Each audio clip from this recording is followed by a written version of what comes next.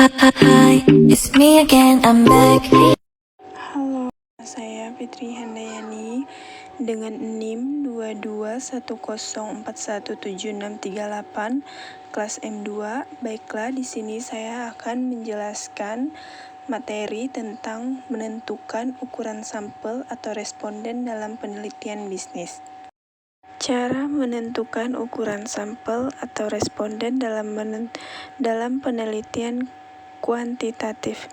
Judul di atas adalah tentang cara menentukan ukuran sampel untuk peneliti kuantitatif, di mana seseorang peneliti harus dapat membedakan antara jumlah populasi dan jumlah sampel serta interpretasinya.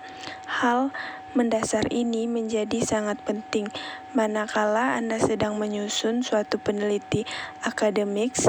Penelitian yang menggunakan sampel disebut penelitian survei, sedangkan penelitian yang menggunakan populasi disebut penelitian sensus. Di sini ada perbedaan penelitian sampel dan penelitian populasi. Teknik pengambilan sampel responden terdiri dari menggunakan sampel dan menggunakan populasi. Sedangkan penelitian ada dua, penelitian survei dan penelitian sensus. Di sini juga ada pengertian populasi. Menurut Sugiono, populasi adalah wilayah generalisasi yang terdiri atas objek atau subjek yang mempunyai kualitas dan karakteristikas tertentu yang ditetapkan oleh peneliti untuk dipelajari dan kemudian ditarik kesimpulannya. Sedangkan menurut Sugiarto, populasi adalah keseluruhan unit atau individu dalam ruang lingkup yang ingin diteliti. Penelitian populasi. Jika Anda melakukan jenis penelitian populasi, maka seluruh pegawai PT Germi Arcade Indonesia yang berjumlah 200 orang digunakan sebagai responden dalam penelitian Anda. Sedangkan penelitian sampel, jika Anda melakukan penelitian menggunakan sampel, maka sampel terpilih PT Germany Arcade Indonesia, misalnya Departemen Metshal Engineering yang berjumlah 90 orang saja yang digunakan sebagai responden dalam penelitian Anda. Reso dalam buku Research Method for Business 1982 yang dikutipi oleh Sugiono memberikan saran-saran tentang ukuran sampel untuk peneliti sebagai berikut.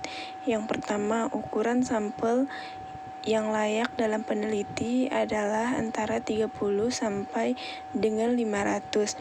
Artinya, sampel minimal 30 orang pegawai dan minimal 500 orang pegawai. Yang kedua, bila sampel dibagi dalam kategori misalnya pria plus wanita, pegawai negeri plus pegawai swasta, dan lain-lain, maka jumlah sampel setiap kategori minimal 30 orang pegawai.